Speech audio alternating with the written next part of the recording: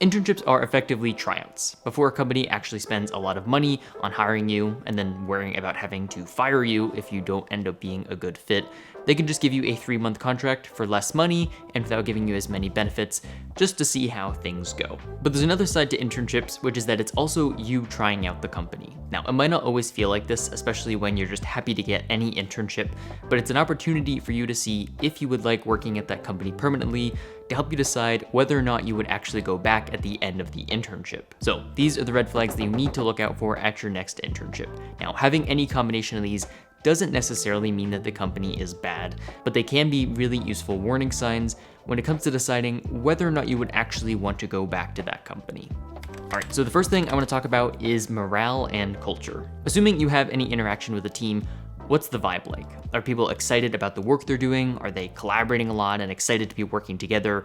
Are people really disinterested and seem to just be doing the bare minimum and clocking in and clocking out and really don't seem like they want to be there? And if you're not having any interaction with the team, that's also probably not a great sign. It's basically telling the interns to go off in a corner by themselves and to work on something for a couple of months without really integrating at all with the team. Now, one-person projects are pretty common for internships. I had several of them back when I was in college, but there's a big difference between being supported and feeling like you're part of the team versus when you go somewhere and the full-timers are basically just ignoring the interns and waiting for them to disappear in a couple of months at the end of the internship and wanting absolutely nothing to do with them. Something else, especially if you're remote, is there anything social on the team? When you have meetings, do people have their cameras on or are they off? When you ping someone on Teams, are they being responsive or are you mostly just being ignored? I know people who've worked on fully remote teams where there was very little human interaction, the cameras were always off, and it wasn't really a great experience because especially when you're new and you don't already know anyone,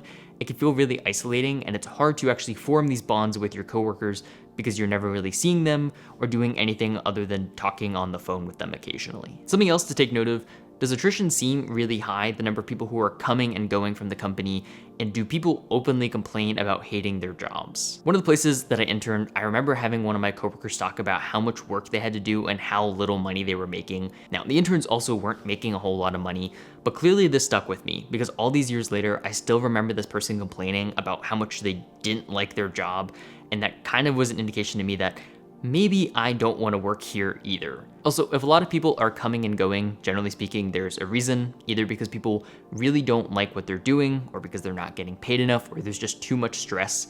Even if your internship seems really fun and exciting and you have all these activities and stuff like that, take a look at what the full-timers are doing, because from all of my experiences, my understanding is they try to make the internships seem really fun so people want to come back.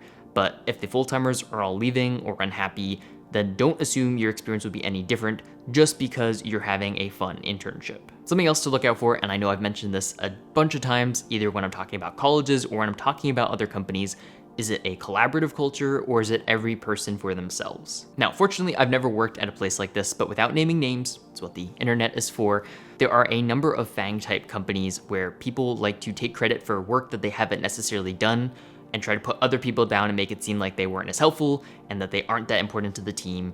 And it's really just this race to not get fired and let go. And even if you're someone who's a high performer and you're not really worried about getting laid off, it's still just not a great environment where people are never working together and always trying to push each other down or stab each other in the back.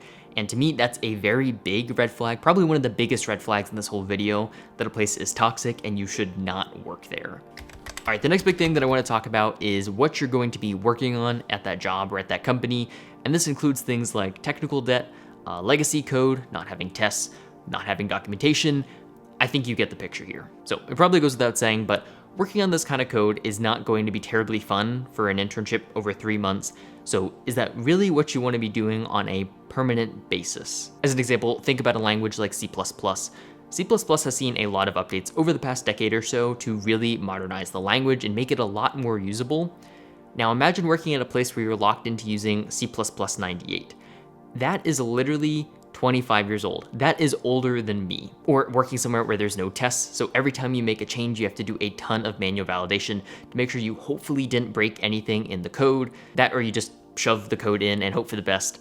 either way. Now, to some extent, you can play a role in shaping this culture and making it better, but some devs are just so dead set on just shoving in as many features as possible and don't want to make any other improvements, even if in the long term it's going to make the product a lot more stable and usable and actually speed up your velocity, and also just that it's going to make it so much easier to onboard new hires. And even if you decide to take the initiative, and even if no one else is going to help you, you by yourself are going to improve the docs, add tests, do refactoring. If your manager isn't on board with that, then instead of getting a pat on the back and a thank you for investing in all of those really important things, you're probably just going to get critical reviews saying that you aren't doing enough actually important work and you're not making enough of an impact. Now, if your team does appreciate those sorts of things and they just haven't really allocated the time to doing them yet, there might be some prioritization and good software development practice issues there, but that's a lot better than working at teams where they seem to take pride in the fact that no one knows how this piece of code works because it hasn't been touched in 20 years and was all strung together, and if you touch it, it's going to break. Or we don't need tests because we write all of our code and it always works and they're a complete waste of time.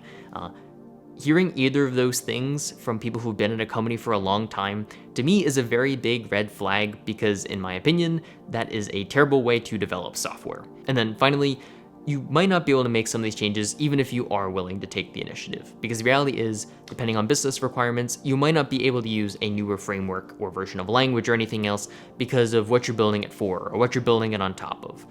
Or maybe you really can't do a refactoring of this one piece of code that's basically untouchable without everything breaking, because you'd have to add so much testing to make sure that you're not breaking anything, and taking the time to really unravel how it works and then to rewrite it would take many, many months, if not years, and just no one's going to dedicate the resources to it because it's just not worth it. So basically what that means is, even if you're willing to put in the work, there are some things that you just might not be able to make that much better and be able to really modernize, which means for as long as you're working on that team, you're gonna be stuck dealing with that kind of stuff. All right, the last thing I want to talk about is stability. Now, especially in the last couple of years, looking at layoffs has been a really big deal. You don't even have to be in tech or really following that scene to know that there have been a lot of really high profile layoffs at companies and that a lot of people have lost their jobs. Now, what I'll say to this is try not to pay too much attention to the overall number of people getting laid off and focus more on the total percentage of the workforce that's losing their jobs. When Stripe did their layoffs a few months ago, I believe they cut about 14% of their workforce, or a little over 1,000 people. Now, compared to someone like Amazon, who I think cut over 10,000 people, that made big news because that seems like so many people lost their jobs. The reality is, Amazon is a huge company, so losing 10,000 people or whatever the number was is not anywhere near 14% of the workforce, which means if you were working at Stripe or at Amazon, there's a greater chance of you losing your job at Stripe, even though so many fewer people were actually talking about those layoffs because it was only about 1,000 people. Potentially correlated to this is the stock price at publicly traded companies. Now, I wouldn't read into this too much because just because the market is going down and then your company doesn't look like it's doing as well, doesn't mean that it's going to have any layoffs. It doesn't mean that it's going to be a bad place to work. But if you can see that your company's price is taking a nosedive, one, that's going to affect your compensation if you're getting paid partially in stock, but two, it also means that people aren't confident in the future of your company, which could potentially mean layoffs, reorgs, going bankrupt, losing your job, and that's not necessarily something you want to be a part of if you're looking for something that has a little bit more stability. Getting return offers revoked is also a really big deal. Now, fortunately, this never happened to me, but especially around when COVID was starting, there were a lot of companies that had given out offers and then decided that because of potential instability in the market, we're so sorry, it's terrible, unforeseen circumstances, basically have a nice life, go find something else, we don't want anything to do with you anymore. And obviously that really sucks. And I would say going to a company that has a precedent for doing this is a bit of a red flag. I'm not gonna name names. Once again, that's what the internet is for. You can definitely look into who has a tendency to do this historically and who, when things aren't looking so good in the market, is going to toss you aside and only look out for themselves and doesn't care about the fact that they had a contract signed with you and now you're gonna have to scramble to find something else. The last thing that you'll sometimes hear about that's connected to layoffs is constant reorgs, where every few months you're getting moved from team to team, you keep getting new managers, new teammates, ramping up on a new project. And a lot of times that's because they're letting people go or they're cutting whole divisions and they need to keep moving people around to fill these holes and pockets as they reprioritize what's important to that company. And this makes it really hard to get comfortable because you keep changing who you're interacting with, you have to keep ramping up on new tech stacks and projects. And beyond that, even if you were really excited about the project you were starting on when you were first hired, You within a few months might be working on something where you don't like what you're doing or you don't like the manager. And if you're going to a place that has a tendency to do a lot of reorgs, that's definitely something to keep in mind, which is don't assume you're not going to get moved to another team, because especially when you're early in career and you don't have a lot of context in an area, it's going to be really easy to say, instead of being on this team, you're now on this team. Have fun, ramp up on the new project, hope you like your new team. All right, if you're an intern and you want to learn more about how to have the best possible internship and how to increase your chances of getting a return offer, then I definitely recommend checking out some of these videos where I've talked a little bit more in depth about those things. Anyways, that's it. Thanks so much for watching, and I will catch you guys in the next one.